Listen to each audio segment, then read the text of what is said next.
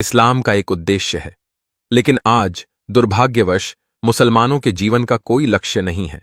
किसी नमाज पढ़ने वाले से पूछिए, भाई आप नमाज क्यों पढ़ते हैं? क्योंकि अल्लाह ने हुक्म दिया है और इसमें सवाब, इनाम है। किसी हज करने वाले से पूछिए, आपने हज क्यों किया? क्योंकि अल्लाह ने ऐसा कहा है। सब कुछ सिर्फ इसलिए किया जा रहा है क्योंकि अल्लाह ने कहा है, लेकिन उसके पीछे कोई गहराई, उद्देश्य या मकसद नहीं है। इसी वजह से आज इस्लाम में कोई स्पष्ट लक्ष्य नहीं दिखता। जब हम उल्मा, धार्मिक विद्वानों और मदरसा प्रणाली की बात करते हैं तो वे कहते हैं, तो क्या आप हमारी आलोचना कर रहे हैं?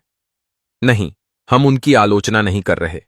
लेकिन समझिए, हमारी बात उन लाखों छात्रों के लिए है जो मदरसों में पढ़ रहे हैं।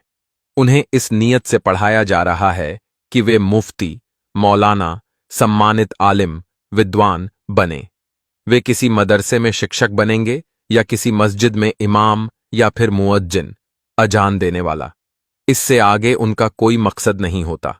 आजकल मैं जानता हूं कि कुछ कौमी मदरसे और यहां तक कि कुछ कैडेट मदरसे भी अच्छे अरबी जानने वाले छात्र तैयार कर रहे हैं। मैं खुद अवाम से जुड़ा हुआ हूं, चांद पर नहीं रहता। लोगों से बात होती है, वे बताते हैं कि हजरत लोग कहते हैं, अगर आपका बेटा अच्छी अरबी सीख ले तो मिडिल ईस्ट, मध्य पूर्व, उखिता पापा की बहुत अच्छी नौकरी के मौके हैं। बीबीसी की एक रिपोर्ट बताती है कि अरबी की जरूरत पहले से बढ़ गई है। व्यापार, आर्थिक व्यवस्था, कूटनीतिक रिश्ते और अन्य क्षेत्रों में मिडिल ईस्ट को ऐसे हजारों काबिल लोग चाहिए जो अरबी जानते हों, टेक्नोलॉजी और कंप्यूटर भी समझते हों। वहां सैलरी बहुत ऊंची होती है, 1 लाख से ऊपर, कभी कभी 2 या 3 लाख टका महीना। इसलिए अब मदरसों में अरबी शिक्षा का एक और मकसद बन गया है, मध्य पूर्व में मजदूरों को भेजना। लेकिन इसमें इस्लाम कहां है? इन छात्रों के जीवन का उद्देश्य क्या है? क्या यह दीन की स्थापना है? नहीं, उद्देश्य है दुनिया, दुनियावी लाभ। या तो वे मस्जिद मदरसे में नौकरी करेंगे या अरबी सीखकर विदेश चले जाएंगे। तो क्या इस उम्मत के जीवन का कोई उद्देश्य है? क्या इस्लाम का कोई मकसद है? जैसे एक घड़ी का मकसद है, पंखे का मकसद हवा देना है, गाड़ी का मकसद एक जगह से दूसरी जगह जाना है। तो उम्मत मुस्लिमा का मकसद क्या है? मकसद है पूरी दुनिया में अल्लाह का न्याय कायम करना। और जब यह होगा तब शांति स्थापित होगी, मानवाधिकार लागू होंगे, ताकतवर कमजोरों पर जुल्म नहीं कर सकेगा और अमीर गरीबों का शोषण नहीं कर पाएगा। एक दिन मैंने एक सज्जन से कहा, आप धार्मिक लोग मंदिर जाते हैं, ईसाई चर्च जाते हैं, मुसलमान मस्जिद जाते हैं, लेकिन सुनिए, जब एक 10 साल की बच्ची की सड़ी गली टुकड़े टुकड़े लाश बोरे में बंद नाले या सड़क किनारे से निकलती है, तब आपकी ये पूजा और प्रार्थनाएं किसी काम की नहीं होती। ऐसे हालात को खत्म करना ही इस्लाम के आने का मकसद है। दीन का उद्देश्य समझिए। तो अल्लाह के उस दीन का उद्देश्य क्या है जो उसने नाजिल किया? इस्लाम का मकसद क्या है? इस्लाम का उद्देश्य है दुनिया भर में अमन व शांति कायम करना।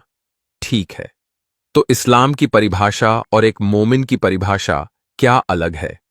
नहीं। तो एक सच्चे मोमिन के जीवन का उद्देश्य क्या है? पूरी दुनिया में शांति स्थापित करना। सिर्फ किसी एक इलाके, शहर या गांव में नहीं, बल्कि पूरी दुनिया में। जहां कहीं भी अन्याय या अत्याचार होगा, उम्मत को अल्लाह की हिदायत लेकर वहां पहुंचना होगा। जो इस मिशन के साथ जीते हैं, क्या वे अंतर्मुखी हो सकते हैं? नहीं। क्या वे सिर्फ सूफी, सन्यासी या एकांत में रहने वाले हो सकते हैं? नहीं। क्या वे सिर्फ किताब कलम लेकर कमरे में बैठे रह सकते हैं? नहीं। क्या वे डरपोक हो सकते हैं? नहीं। क्या वे सुस्त या शर्मीले हो सकते हैं? नहीं, क्योंकि एक स्पष्ट जीवन लक्ष्य आपका पूरा जीवन तय करता है। मान लीजिए आपका लक्ष्य है कि आप सऊदी अरब जाकर रोजगार करेंगे, तो यही लक्ष्य आपको बताएगा कि क्या करना है।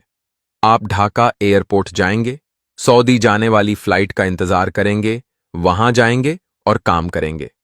आपका मकसद आपके हर कदम को दिशा देता है। आज इस्लाम के पास ऐसा कोई स्पष्ट लक्ष्य नहीं है, लेकिन अल्लाह के रसूल ने जब सहाबा को ईमान की दावत दी तो उसके बाद उन्हें जीवन का एक मकसद दिया, समाज में दीन कायम करना और इंसानी समाज में फैली हुई जुल्म, नाइंसाफी और अशांति को जड़ से मिटाना।